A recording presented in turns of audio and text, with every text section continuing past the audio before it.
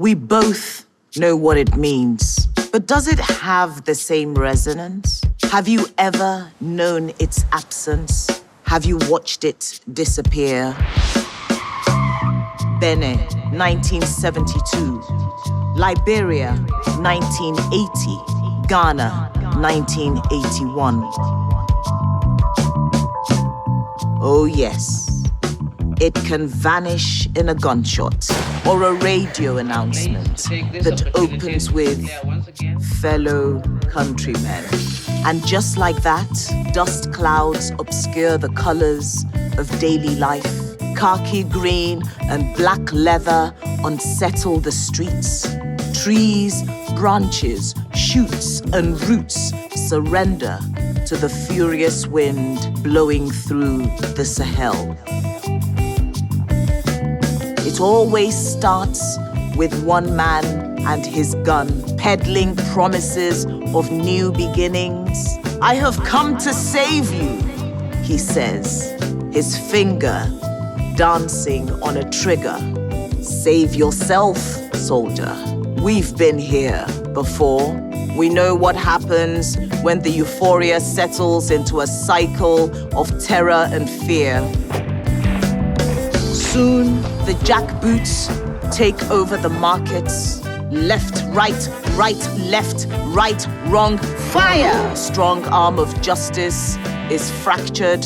It's house arrest for the gavel and the hand that wields it. Wigged warriors become acquainted with the jingle of a warder's key. Decrees overturn laws. Impunity trumps freedoms. We've seen it all before. Sierra Leone, 1992. Nigeria, 1993. Togo, 2005. Mali, 2020. Chad, 2021.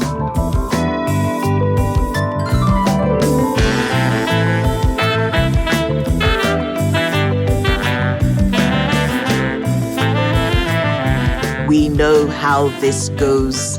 Freedom fighters flee in the dead of the night. Men and women are lost forever. Shot, poisoned, blown up by letter bomb.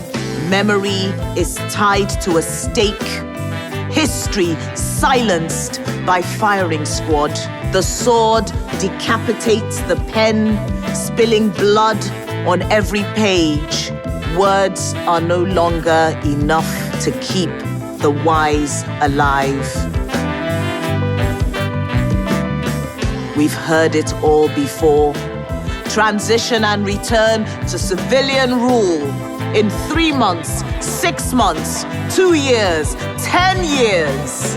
A fragile state is caught in the crosshairs of a power struggle between those who fight with their blood and those who seize it for themselves. Power cleanses all sin. Guinea, 2021. Sudan, 2021. Burkina Faso, 2022. Niger, 2023.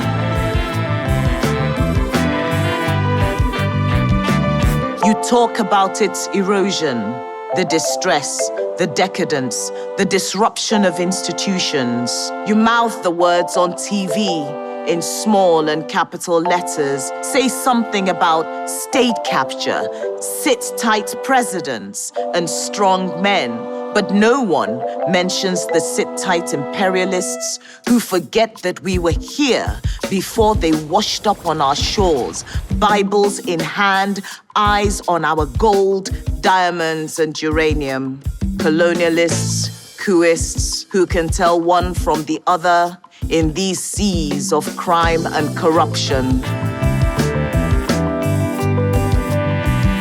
Some of us have walked this road before. We remember the wailing of the dispossessed, the disenfranchised, the disappeared. We know what it means when there is no escape from the heat of tyranny, and every victory is snatched from death's yawn. This is why we fight to keep it. Fold it into our palms, hold it tight.